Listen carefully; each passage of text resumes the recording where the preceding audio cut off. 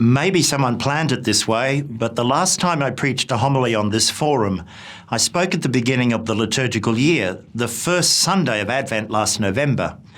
Now here I am reflecting with you on the last Sunday of the liturgical year, when we come to a crescendo as we acclaim Christ as King of the universe. At the end of a year, we look back on what has been the events of a particular period of time. Who could believe what has been our lives since that day last year? Could we have ever predicted what we have experienced? The pandemic, social distancing, people out of work, being closed into our homes, hand gel and more hand gel, and a sense that we have entered on a pathway towards a very different normal and a reawakening to far too many things that we've taken for granted.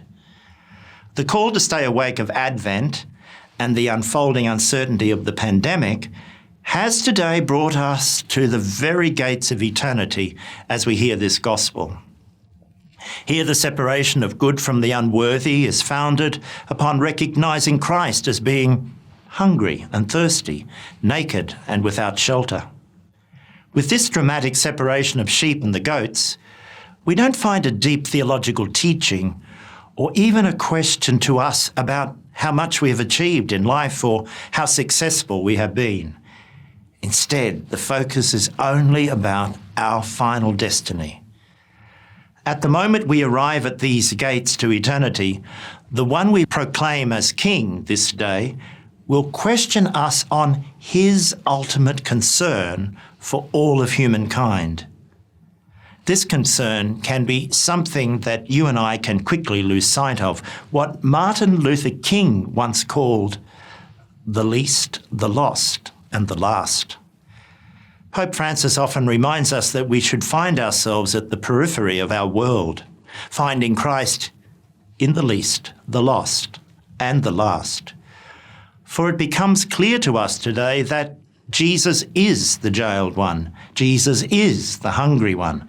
Jesus is the naked one, the immigrant that is homeless, the refugee that is abandoned, the drug addict that is enslaved.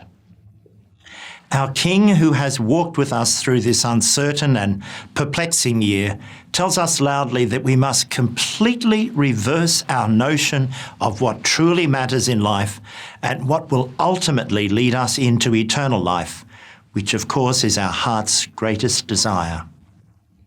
Perhaps COVID-19 has taught us more things than we ever thought possible.